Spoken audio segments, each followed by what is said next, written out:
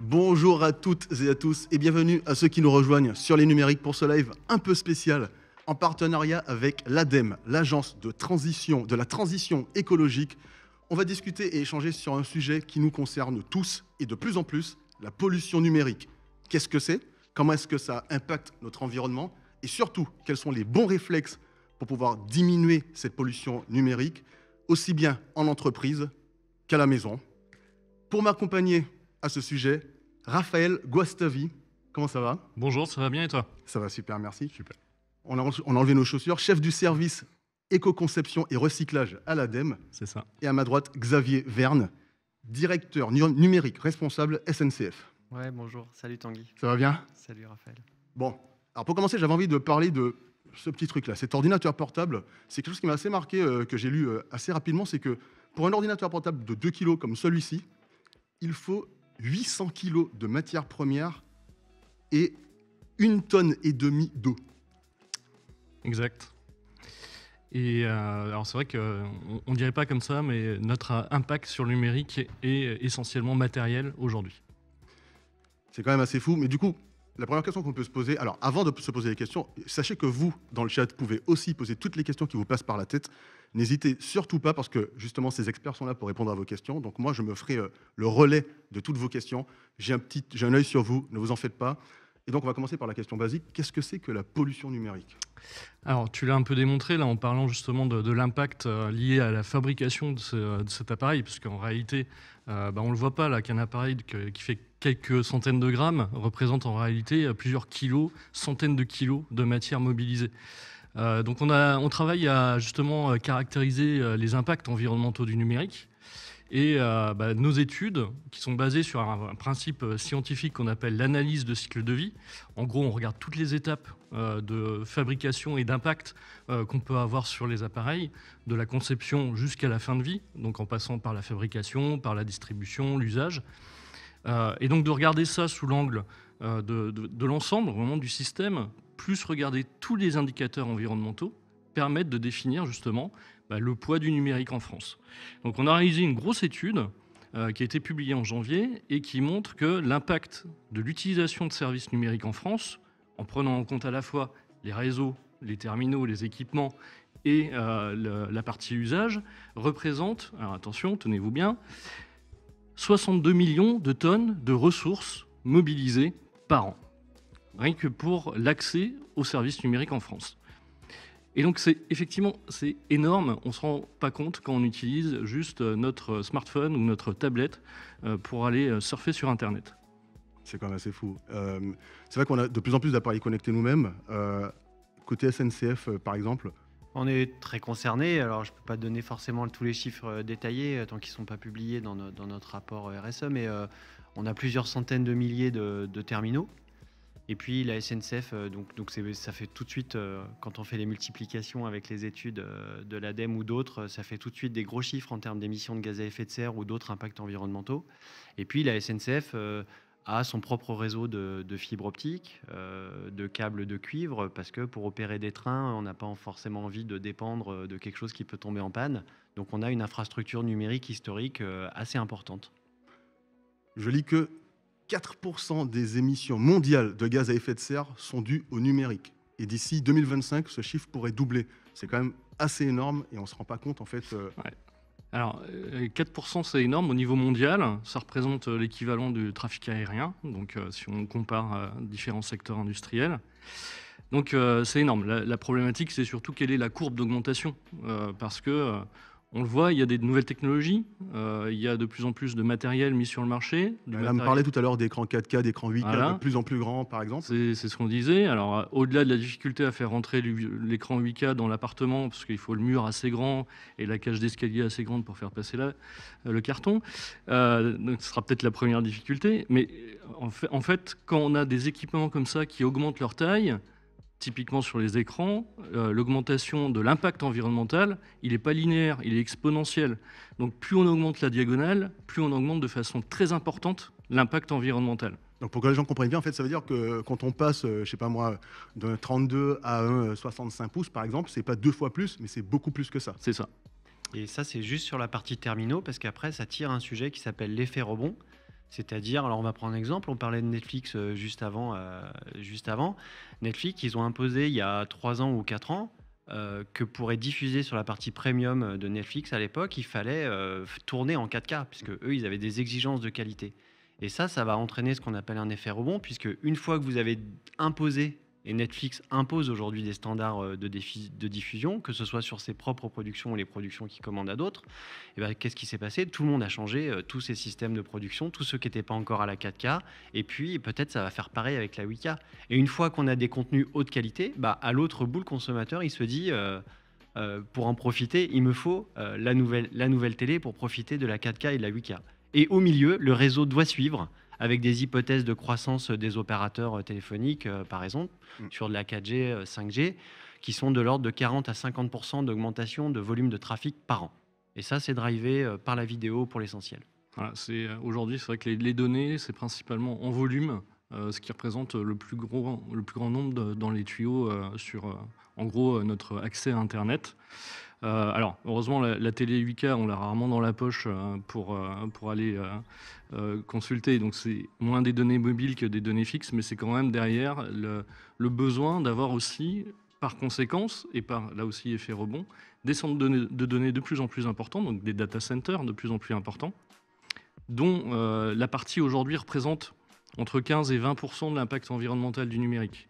Mais demain, ça pourrait augmenter justement en raison du nombre de données nécessaires par rapport à ce besoin. Alors nécessaire, tout est relatif.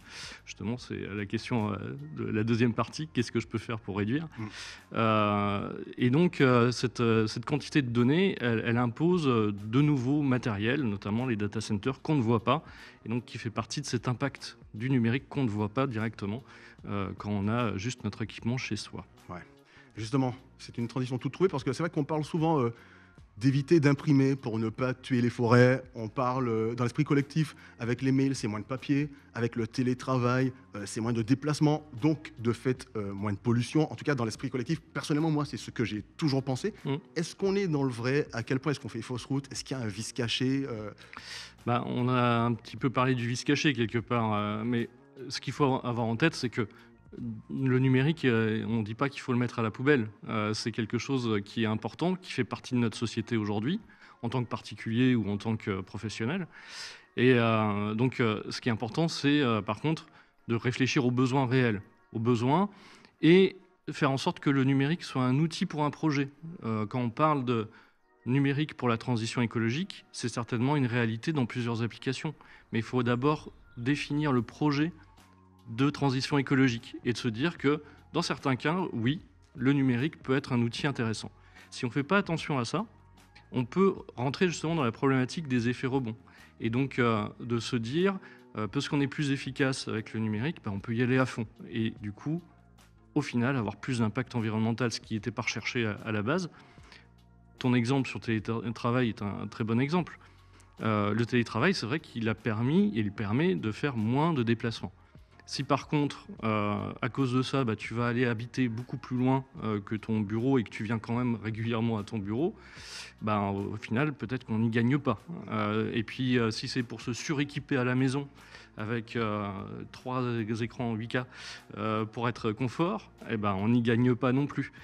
Parce que justement, la partie terminale, c'est la partie la plus impactante d'un point de vue environnemental sur le service numérique. Et donc, il est nécessaire, à chaque action, de réfléchir, 1, aux besoins. Est-ce que j'ai besoin de me suréquiper? 2, à allonger la durée d'usage des produits. Est-ce que j'ai besoin d'un écran neuf? Est-ce que je ne peux pas récupérer un truc de case? Travailler sur l'achat, par exemple, de reconditionnés.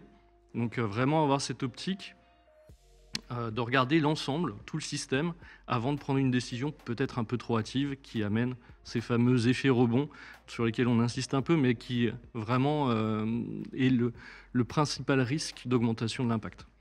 Alors justement, tout à l'heure, Xavier, tu parlais du fait qu'à la SNCF, vous essayez de vous équiper en fait avec vos propres, entre guillemets, vos propres moyens. Tu parlais de fibre optique, etc. Et j'ai vu une question dans le chat que j'ai trouvé assez intéressante, si je ne l'ai pas perdue. Dis-moi. C'était les fabricants. Alors justement, est-ce que les fabricants, quelque part, sont eux-mêmes mis face à leurs contradictions vis-à-vis de justement tous ces effets rebonds et ce genre de choses qui peuvent affecter un peu plus Donc il y a une réponse optimiste et pessimiste. la réponse... Je veux la mauvaise nouvelle d'abord. C'est ça. Donc la mauvaise nouvelle d'abord, c'est qu'ils traînent des pieds, quoi.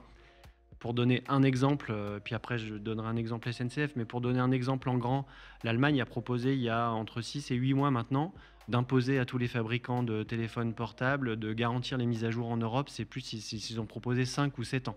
D'accord. Et là, voilà, il y a eu un certain nombre de lobbying qui a été fait et la mesure est passée à la trappe. Donc aujourd'hui, un des problèmes de fond, c'est pas le seul, mais un des problèmes, c'est que les business models sont des business models au volume. On parlait juste avant, encore une fois, de Netflix qui va introduire de la publicité. Pourquoi ? Parce qu'il va pouvoir revendre des données qualifiées. Et donc, il a intérêt à ce qu'on passe le maximum de temps devant Netflix. Et donc, les fabricants, malheureusement, une partie de leur cours en bourse aujourd'hui est indexée sur le volume de matériel qu'ils vendent tous les ans. CF, le rebond sur les smartphones. Ensuite, une fois qu'on a dit ça, les choses avancent quand même. À la SNCF, ce qu'on a fait, alors peut-être je précise... je ne suis pas en train de dire on a tout réussi à la SNCF sur le numérique responsable. C'est un chemin en temps long. Il faut tout changer. Je vais simplement expliquer aujourd'hui quelques briques qu'on a mis en place. Sur la partie achat, quand on fait des appels d'offres pour acheter, mettons, 30 000 ou 40 000 smartphones, parce que c'est ça les volumes dont il est question à la SNCF quand on achète du matériel, eh bien, on a mis 20% de la note sur la partie RSE. Et donc, sur la partie matérielle, on commence à dire est-ce que je peux changer la batterie ? Est-ce que c'est réparable ? Est-ce que les pièces sont disponibles ? Et combien de mises à jour d'Android je vais passer pour ne pas me retrouver dans une impasse en 3 ans en n'étant pas synchrone ? Est-ce qu'on est déjà en 5G ? Parce qu'une fois qu'on a dit qu'on allait à la 5G, il faudrait que tous les terminaux SNCF soient en 5G pour ne pas avoir à les changer. Hein. Tu parlais du PC tout à l'heure. Nous, on s'est pris la mise à jour Windows 10, comme d'autres entreprises. On a dû changer... l'ordre de grandeur, c'est entre 40 000 et 65 000 PC de mémoire, alors qu'ils fonctionnaient encore et qu'ils auraient pu fonctionner. Donc là, on est sur un sujet d'obsolescence logicielle. Donc il y a un gros travail encore à venir avec les fabricants. Les choses avancent. J'ai ici en test, pour donner qu'un seul exemple, alors je vais faire de la pub pour Fairphone, mais voilà, c'est le Fairphone 4, qui est un téléphone éco-conçu. On pourra en reparler si vous avez des questions. Voilà, on est en train de commencer à le tester à la SNCF pour le déployer sur un petit périmètre, parce que ça pose des questions. Il faut vérifier la sécurité, il faut vérifier tout un tas de choses sur ce type de matériel compatible avec le biode. Voilà, le genre de choses qu'on est en train de faire sur le sujet fabricant. Et si je peux compléter ce que dit Xavier, tous les travaux aussi autour notamment de la mise en œuvre de la loi économie circulaire de 2020 impose plus de transparence aussi auprès du consommateur. Et je pense notamment à l'indice de réparabilité, d'ailleurs que vous avez intégré dans les tests sur les numériques. Ouais. Et c'est quelque chose d'important en fait. Alors c'est peut-être pas parfait encore, en tout cas c'est perfectible, mais on y travaille justement avec aussi les fabricants et les constructeurs pour avoir un indice qui soit le plus juste possible et qui donne vraiment cette connaissance du consommateur sur le degré de réparabilité et bientôt de durabilité. On y travaille aussi parce que c'est un sujet encore plus vaste et plus important finalement. Et de pouvoir aussi faire en sorte qu'on est tous concernés, de toute façon, dans le sujet numérique, comme dans beaucoup de sujets environnementaux, aussi bien les constructeurs que les consommateurs, que les organisations publiques et privées. Et il s'agit vraiment de tous travailler ensemble pour changer un peu ce modèle et d'aller plus sur de l'économie circulaire. Et donc l'idée, c'est de repérer l'appareil le plus réparable quand je fais mon acte d'achat, mais aussi le faire réparer, parce que c'est bien d'acheter du réparable, si on ne le répare pas, c'est pas très utile. Donc il faut aller jusqu'au bout de la démarche, et c'est ça aussi qui est important dans toutes les communications aussi qu'on peut faire autour de ce sujet, d'allonger la durée d'usage des produits. Justement, tout à l'heure, on parlait des 4% d'émissions mondiales de gaz à effet de serre à cause du numérique. Quelques petits chiffres comme ça en vrac. 180 millions de recherches Google en 1 heure. Donc ça, c'est au niveau mondial. Et rien qu'en France, 60 millions de smartphones en fonctionnement et on en vend encore 20 à 25 millions par an. C'est exactement ce que tu disais quand tu disais que même si on achète un smartphone qui est plus réparable, on en vend encore quand même 20 à 25 millions par an. Donc grosso modo, ça veut dire que on continue d'alimenter en fait cette pollution. Quoi. Exactement ce que disait Xavier. La production est le modèle en volume qui est aujourd'hui le modèle économique prépondérant. Donc on est bien sur ce côté, je change de téléphone, pas forcément parce que le mien est cassé et irréparable, parce que dans plus de 80% des cas, son téléphone actuel fonctionne encore, mais on en change parce qu'on a envie d'en changer, parce que Il y a une espèce de paradoxe aussi dans le discours RSE de certains fabricants de dire on cherche pardon, une neutralité carbone. Déjà, sur le terme, on ne partage pas. On cherche à être d'un point de vue écologique plus responsable, tout en continuant à mettre sur le marché des nouveaux modèles qui donnent super envie. Et ne serait-ce qu'un changement de couleur, presque, c'est l'argument pour changer de smartphone. Alors, je parle du smartphone, c'est applicable à d'autres objets, hein, mais c'est un peu emblématique. Et donc, effectivement, on a sur le marché énormément de nouveaux équipements et qui représentent en tant que tel un impact environnemental très fort. Et d'ailleurs, pour bien comprendre, cet impact, il se fait beaucoup au moment de la fabrication, ce qui, justement, c'est à 80% des impacts environnementaux, c'est au moment de la fabrication. Ce qui impose vraiment comme levier d'action d'augmenter cette durée d'usage des équipements et de ne pas céder aussi en tant que consommateur un peu à une obsolescence marketing au-delà de l'obsolescence logicielle qui peut nous être imposée parfois. J'ai une question spécifique pour toi, Xavier, dans le chat. Quelqu'un qui demande si les logiciels internes SNCF ne sont pas trop obsolètes pour tourner justement, par exemple, sur de Windows 10 ou ce genre de choses. Et j'ai une autre question complémentaire juste derrière. Est-ce que ce ne serait pas, par exemple, plus simple de faire tourner ce genre de logiciel sur une plateforme comme Linux qui est du coup upgradable plus facilement et sans contrainte Ouais, alors sans langue de bois, Linux, on l'utilise à certains endroits, évidemment, comme tout le monde, côté serveur. Côté poste client, on n'y est absolument pas. On a une architecture qui est historiquement très orientée vers Windows. Donc moi qui suis un Linuxien historique convaincu et installateur de Red Hat 5 pour les gens de mon âge, je pense qu'on n'y est pas sur la partie Linux. Et puis après, le reste de ta question, redis-moi. Non, tu as répondu en même temps, c'était est-ce que les logiciels de la SNCF justement ne sont pas trop obsolètes pour du Windows 10? Alors, ce qu'on fait de plus en plus par rapport à cette démarche, pour donner un exemple, on travaille avec un certain nombre de prestataires ou un certain nombre de logiciels spécifiques ferroviaires qu'on ne trouve pas à la FNAC. Et donc, de plus en plus, il y en a un certain nombre qu'on exécute sur des machines virtuelles à distance. Donc, ça nous permet de mettre à jour le poste client, de suivre les exigences de sécurité et puis d'accéder à un environnement si on doit faire tourner des anciens logiciels sur des plateformes un peu plus anciennes. Mais là, on a un gros sujet, on a des centaines de logiciels maison à la SNCF, indépendamment de ceux qu'on achète dans le nuage, en mode SaaS. Et là, on essaye de ne pas être trop en retard. Sur la plupart des logiciels, on a des versions récentes qui tournent sur les plateformes les plus récentes. Ok, bon, avant de passer sur les bons réflexes adoptés, j'ai une dernière question que je trouve intéressante. C'est dans le chat, quelqu'un demande s'il ne faut pas plutôt légiférer sur le marketing. Quand tout à l'heure, tu parlais de justement certaines boîtes qui se disent neutralité carbone, etc. Eh bien oui, il y a des éléments, notamment dans le cadre de la loi climat et résilience qui a été votée l'année dernière, sur justement la publicité. La publicité, c'est un gros sujet, effectivement, et on va de plus en plus restreindre, ou en tout cas à la fois mettre en avant les meilleurs produits. Donc on a des travaux, notamment avec des régies publicitaires, pour mettre en avant certains produits ayant un moindre impact.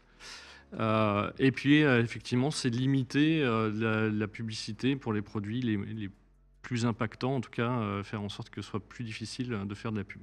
Effectivement, dans le quinquennat qu'on vient de vivre, la loi Rennes, qui faisait suite à la loi climat, qui faisait suite à la Convention citoyenne, qui faisait suite aux Gilets jaunes, si on reprend l'historique, elle n'a pas souhaité mettre en place des choses très coercitives. Ne serait-ce que la neutralité carbone, ça n'a pas été interdit comme vocable d'un point de vue marketing.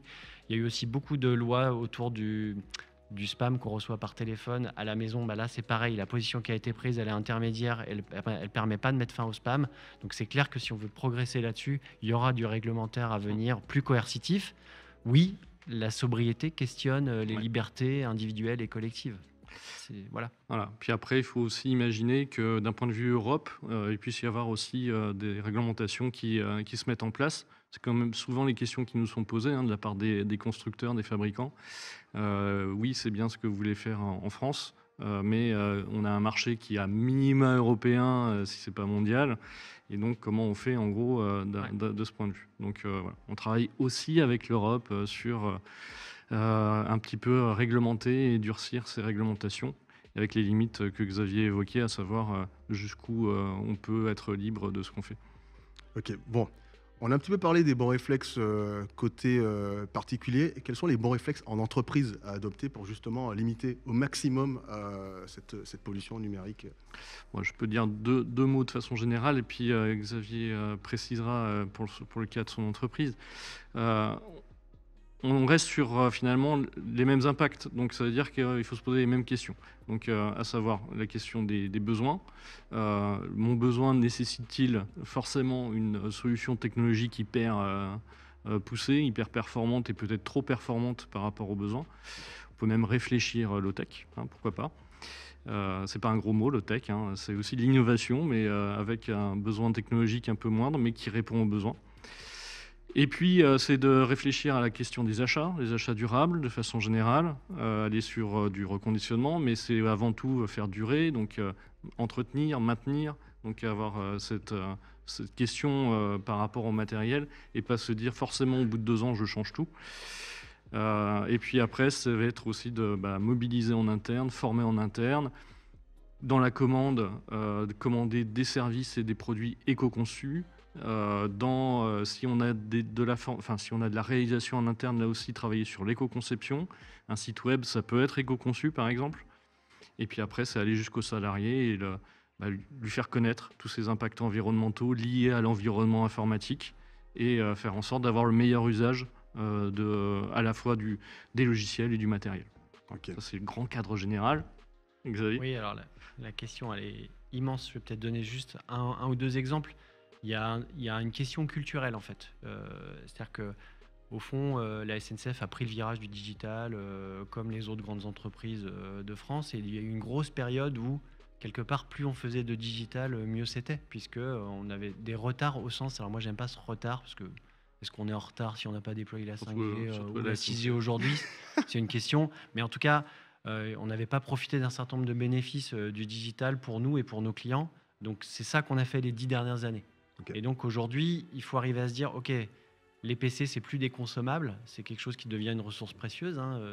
Dans les estimations actuelles, il nous reste 1 à 2 générations numériques si on continue à le faire comme on fait, parce que tout ça est très mal recyclé malheureusement, quand il arrive dans une filière de recyclage. Et donc voilà, et donc arrêter ce tout illimité. Donc très concrètement, ce qu'on a fait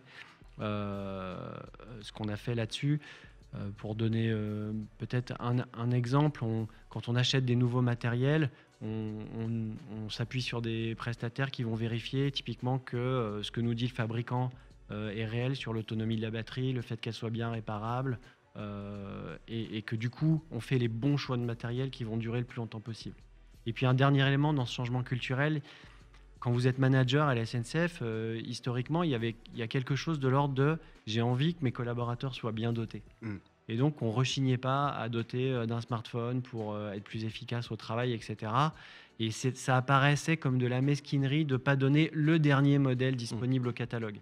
Et ça, c'est un changement culturel sur lequel il va falloir agir. Le manager, ça ne veut pas dire demain qu'il est mesquin quand il vérifie qu'on a le matériel dont on a besoin, mais pas plus. Et que quand ça tombe en panne, on a soit du spare, excusez-moi pour l'anglicisme, pour remplacer, pour être sûr que la personne puisse travailler, mais qu'on ne va pas forcément systématiquement se tourner vers du neuf. D'accord, donc ça du coup c'est ce que tu disais tout à l'heure quand tu parlais d'éducation en fait globale oui. Au niveau de la tech, c'est-à-dire que quand on propose un produit low-tech comme tu dis, si la personne l'accepte plus facilement, c'est peut-être parce qu'avant justement il a été éduqué sur le fait que ce produit-là sera peut-être comme ton Fairphone par exemple.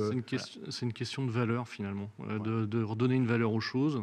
Et de se donner un peu une histoire différente et un récit différent par rapport à là où on veut aller. Et c'est un petit peu, pour reprendre un anglicisme, c'est aller sur le old is beautiful et changer finalement notre vision des choses et ne pas tout mettre sur le truc qui a le plus beau capot, le plus beau moteur.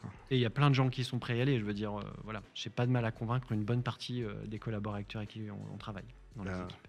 Espérons que ceux qui vont regarder ce live auront d'autant plus envie d'y aller, n'est-ce pas? Inch'Allah. Et j'avais vu une autre question aussi qui t'était destinée, parce que comme toi c'est du concret sur SNCF, ouais. Pourquoi est-ce qu'il y a eu ce choix de Windows par exemple? Est-ce que c'est des questions de coût? Est-ce que c'est des questions de facilité d'utilisation pour les travailleurs? Est-ce que c'est des questions Qu'est-ce qui a motivé en premier lieu en fait Windows? Est-ce que tu as la réponse à ça? Oui, c'est-à-dire que, historiquement, il y a un poids patrimonial, hein. On a quand même quelques applications qui sont là depuis longtemps. Et voilà, quand on s'est quand même informatisé pour partie dans les années 90, voilà, les distribs Linux n'étaient pas du tout matures. Et aujourd'hui, c'est difficile de revenir en arrière par rapport à ça. Ça ne veut pas dire qu'on ne le fait pas à plein d'endroits, mais en tout cas, pour le poste de travail, comme j'ai dit tout à l'heure, nous, ce n'est pas un secret, on s'appuie sur les solutions de Microsoft côté Teams, qui n'ont pas que des avantages, mais qui nous permettent quand même de travailler de plus en plus à distance de manière efficace, parce que les euros qu'on dépense, c'est les euros du contribuable. Donc voilà, c'est le genre d'outil efficace. Donc je ne suis pas en train de dire qu'on ne pourrait pas être aussi efficace avec du Linux, je suis en train de dire que le poids de l'histoire est important. Ok, bon. Je ne peux pas être plus précis, Tanguy. Voilà. Non, mais il n'y a pas de problème. Bah, déjà, je trouve que c'est pas mal du tout. Du coup, on va rester avec toi pour un côté très pratique et très concret sur la SNCF, justement. Quel constat, en fait, est-ce que au sein même de la SNCF, vous avez fait donc, depuis ces dernières années, parce que tu m'as dit que c'est un travail de long cours, avant d'entreprendre une véritable démarche contre la pollution numérique? C'est-à-dire que peut-être que tu peux en dire un mot avant, Raphaël, sur un constat global d'un point de vue des entreprises, sur pourquoi est-ce qu'on s'est dit, bon, il est temps que ça change. C'était quoi le constat de base? Et après, tu vas rebondir. Le constat, tu en as un peu parlé, hein, les premiers chiffres qui sont sortis, qui ont été largement communiqués, je pense aux études du Shift Project de 2017-2018, avec ses 4% au niveau mondial, l'étude qu'on vient de sortir avec l'ARCEP, donc 4% de GES au niveau mondial. On voit qu'au niveau français, c'est un peu moins, c'est 2,5%, parce qu'on a un mix électrique spécifique avec un peu moins de carbone dedans. Mais globalement, c'est tous les impacts environnementaux liés au numérique, donc en termes de ressources, en termes de production de déchets, parce qu'on n'a pas évoqué les déchets. Un an de service numérique en France, c'est 20 millions de tonnes de déchets sur l'ensemble du cycle de vie. Donc sur l'ensemble de la planète, on fait 20 millions de tonnes de déchets parce que justement on a accès à des services numériques et des appareils qui, dans les différentes phases, notamment extraction des matières naturelles, provoquent beaucoup de déchets. Donc tout ça, c'est une prise de conscience et du coup une intégration dans les politiques RSE. Alors RSE, c'est responsabilité sociétale et environnementale. Et du coup, c'est une obligation pour les entreprises de faire ces rapports. Et ben, aujourd'hui, le numérique, enfin, il y a une prise de conscience que c'est pas immatériel, que travailler sur le cloud, c'est pas être juste sur un petit nuage. C'est derrière le petit nuage, il y a beaucoup de matos. Donc, c'est de travailler sur l'ensemble du périmètre et de voir qu'il y a des possibilités de diminuer cet impact du numérique, dont maintenant tout le monde a conscience.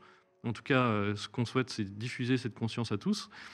Et du coup, des angles et des possibilités de réduction de l'impact dans les entreprises en tant qu'utilisatrices, aussi en tant que conceptrices, parce qu'on a derrière aussi un enjeu, c'est d'avoir tous ceux qui produisent du numérique, alors que ce soit un ordinateur ou un logiciel, aillent sur de l'éco-conception numérique et donc permettent globalement, collectivement, une diminution de l'impact.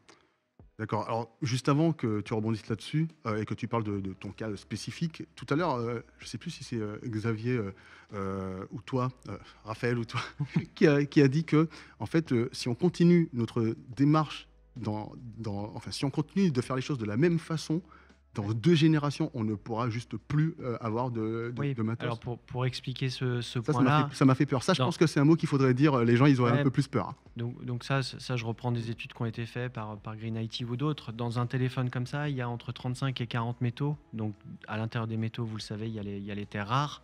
Et il y en a un certain nombre dont on commence à manquer à la surface de la croûte terrestre, je veux dire à coût d'extraction fini ou infini, notamment l'indium, notamment le titane, notamment le cobalt qu'on met aussi dans les batteries électriques. Toutes les high-tech consomment ces métaux. Et au rythme actuel de consommation ou alors dans les prévisions de croissance, alors ça dépend des scénarios qu'on prend, parce que si on double tous les 5 ans, on n'est plus du tout sur les mêmes ordres de grandeur. Mais on estime, suivant ces différents scénarios, qu'il nous reste 1 à 2 générations de numérique. Et à l'inverse, on ne voit pas bien quelle rupture. Là, on répond aussi un peu aux technosolutionnistes, c'est-à-dire qu'ils disent on va trouver quoi. Là, on ne voit pas bien quelle est la rupture technologique qui va nous permettre de diviser par 2 la quantité de métaux qu'il y a dans ce type d'appareil. Et pour illustrer aussi ce que dit Xavier, on le voit de façon très concrète aujourd'hui déjà. La crise des semi-conducteurs n'est pas prête de se finir. Parce qu'on continue effectivement à intégrer dans tous nos appareils du quotidien de plus en plus de puces électroniques qui nécessitent des métaux, des gaz spéciaux, qu'on trouve de plus en plus difficilement sur la planète, souvent dans des zones quand même, d'un point de vue géopolitique, pas super stable et saine. On peut parler de l'Ukraine et de la Russie, mais c'est aussi la Chine, c'est aussi l'Afrique centrale, l'Amérique du Sud. Et c'est toutes ces zones où on a ces métaux qui sont concentrés et faciles d'accès, relativement faciles d'accès. Après, on peut imaginer effectivement dans des scénarios très techno, aller chercher des métaux au fin fond des océans. C'est l'actualité ce matin. L'Europe est en train de commencer à légiférer là-dessus. La France se pose des questions sur est-ce qu'il faut aller développer des robots pour continuer à extraire du cobalt au fond des mers. C'est ça. Donc du coup, juste pour finir, et se poser aussi la question, est-ce que dans ma voiture, qui devient de plus en plus des objets connectés, j'ai besoin d'un grand écran plutôt que d'avoir des aiguilles analogiques. Moi, j'arrive à lire la vitesse encore avec une aiguille. Ouais. Voilà. Et donc, on revient peut-être à la question du besoin. Est-ce que c'est nécessaire de pousser les curseurs technologiques très très fort, très très haut, systématiquement, ou réfléchir plutôt sur le long terme et avoir des conceptions plus frugales en termes notamment de ressources naturelles. Ok, bon, c'est vrai que ça fait un petit peu peur. Ça veut dire que dans 2 générations ou moins, potentiellement, si on continue comme ça, on n'aura plus rien. Et en plus de ça, on n'a pas de solution concrète, à part justement cette démarche qu'on a actuellement, peut-être d'essayer de comprendre comment faire en sorte de diminuer concrètement sur toutes nos pollutions liées au numérique et à l'écologie. Alors le plus rien, je nuance un petit peu. Aujourd'hui, l'Asie est une puissance matérielle, c'est elle qui fabrique tout ça, avec des sujets de répartition des minerais qui ne sont pas forcément répartis uniformément sur la planète. Les États-Unis sont une puissance logicielle. Nous, l'Europe, on est quoi? On n'est rien. Donc la question, c'est pas... c'est jusqu'à quand on en aura, mais c'est plutôt que nous, on sera probablement les derniers servis quand les tensions vont s'accumuler. Donc peut-être que pour certains, il y en aura pour plus longtemps. En tout cas, ce qui est sûr, c'est que l'Europe, aujourd'hui, n'est pas forcément positionnée pour garantir ses ressources plus longtemps que la plupart des autres pays et des autres zones. Tu as cité le recyclage. Il faut avoir aussi en tête que le recyclage n'apportera pas la solution à tous les problèmes. Aujourd'hui, on a des taux de collecte pour recyclage qui sont perfectibles, assez faibles. Une fois qu'on a capté un matériel en fin de vie pour le recyclage, on peut en recycler quelques métaux, entre 10 et 13 métaux, mais on voit bien que sur les 40 à 50 nécessaires pour sa fabrication, on ne les récupère pas tous. En tout cas, aujourd'hui, on ne le fait pas. Alors peut-être qu'on y arrivera mieux demain, mais en termes de quantité par rapport à la demande, on sera encore loin du compte. Ok, et du coup, côté constat SNCF, qu'est-ce que vous aviez remarqué, qu'est-ce que vous aviez constaté Je vais passer rapidement. On l'a dit, on avait ces programmes internes de digitalisation, quelque part à marche forcée, où on veut mettre nos collaborateurs avec les meilleurs outils, ceux qui sont les plus efficaces pour nos clients. Ça s'est doublé d'apporter de la connectivité à tous nos clients qui réclamaient d'avoir le Wi-Fi dans les gares et puis dans les trains, chose qu'on a faite. Donc c'est des véritables services, mais qui ont un impact en face. Et puis, ça commence toujours comme ça. C'est une prise de conscience de quelques personnes. Raphaël l'a dit avec les travaux du Shift, auxquels j'ai contribué par ailleurs. Et puis, dans les directions informatiques, voilà, il y a 2-3 personnes qui se sont dit « ce sujet-là est en train de monter, il est probablement intéressant à regarder, commençons à staffer là-dessus ». Donc, l'équipe à la SNCF, elle n'est pas vieille, elle a 2 ans et demi.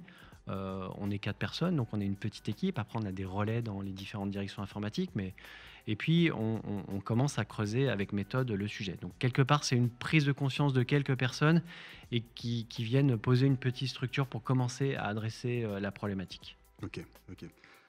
Et du coup, concrètement, prise de conscience, et du coup, quels changements ont été effectués pour que justement cette prise de conscience, entre guillemets, théorique, devienne quelque chose de concret? Ouais, du coup, on a commencé par mesurer, puisqu'en fait, si vous ne mesurez pas en entreprise, vous pouvez être perçu, alors pas à la SNCF, il me semble, parce que on a des convictions RSE, enfin en tout cas, le transport, on considère que le transport en commun et du bon côté, du côté de la solution plutôt que des problèmes aujourd'hui. Donc on a des convictions écologiques par rapport à nos déchets depuis des années, avec beaucoup de choses qui sont faites là-dessus, qui sont d'ailleurs pas forcément très connues, mais il me semble, on fait beaucoup de choses à ce niveau-là. Donc on partait de ce terreau-là, et on a mesuré quand même pour pouvoir se dire, est-ce que ça pèse beaucoup? Parce que si le numérique, c'est 0,001% des émissions de gaz à effet de serre de la SNCF, on va nous dire, ok, mais on va déjà traiter tous les autres sujets qui sont avant. Et en fait, on s'est aperçu, en mesurant, que le sujet était pas du tout anecdotique. Alors, il vous aura pas échappé que notre principale facture d'électricité, c'est pour déplacer les gens, pour fournir notre service. Donc, on n'est pas en train de dire que le numérique, c'est le même ordre de grandeur, mais c'est pas 0,01%. Voilà. Okay. Donc voilà, premier constat, le sujet, il n'est pas du tout anecdotique. Et puis, il y a un deuxième constat, quand on fait de l'illimité un peu à marche forcée, comme les autres entreprises, il y a des gaspillages. Donc en fait, en première approximation, il y a aussi des gains strictement économiques à faire, à commencer à regarder qui a quel matériel, est-ce qu'on a besoin de la dernière version du logiciel, comment on achète mieux, comment on peut réparer certains matériels. Voilà, sur la mesure, on s'est aperçu aussi que les terminaux, ça comptait. À la SNCF, les terminaux, c'est entre 50 et 60% de notre empreinte environnementale, même si on a par ailleurs beaucoup de digital, des data centers en propre, mais ça reste les terminaux utilisateurs. Les terminaux utilisateurs. Donc, le contrôleur à bord qui vous contrôle avec un code barre, le personnel d'escale qui vous dit votre train est en retard, mais vous avez telle correspondance. Donc voilà, les terminaux les équipements qu'on offre à nos collaborateurs en face-à-face client ou en back-office.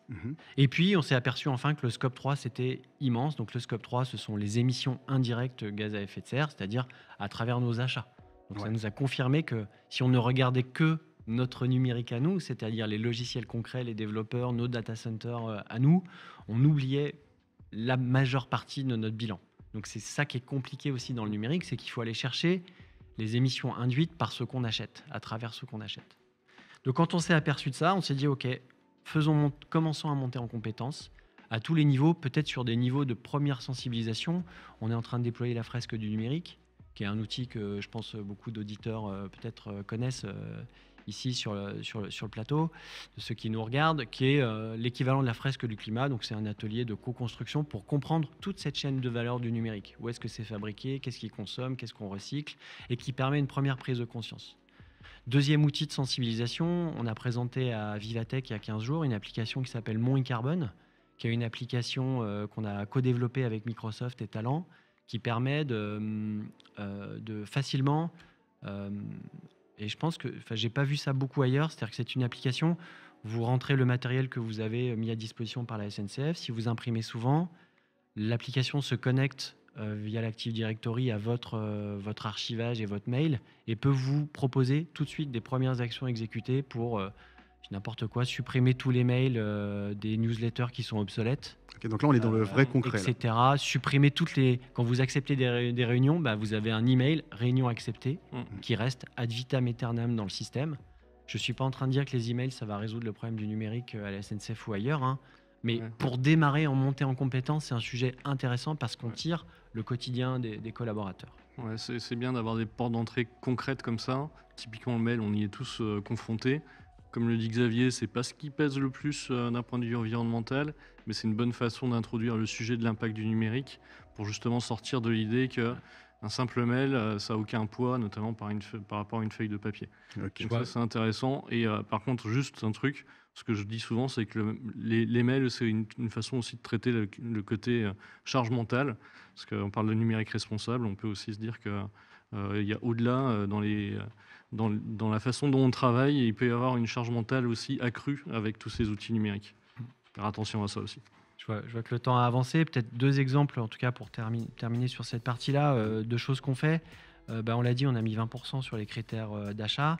On a mis en place aussi une matrice d'éco-conception, c'est-à-dire tous les projets qui démarrent, on essaye de les mettre directement dans les bonnes pratiques. Et ça veut dire former les data scientists, former les architectes, former les product owners, former les UX designers. Donc il y a tout un sujet qui démarre, qui est en route. Là, on veut avoir éco-conçu 50 projets d'ici à la fin de l'année en interne. Donc c'est un énorme défi.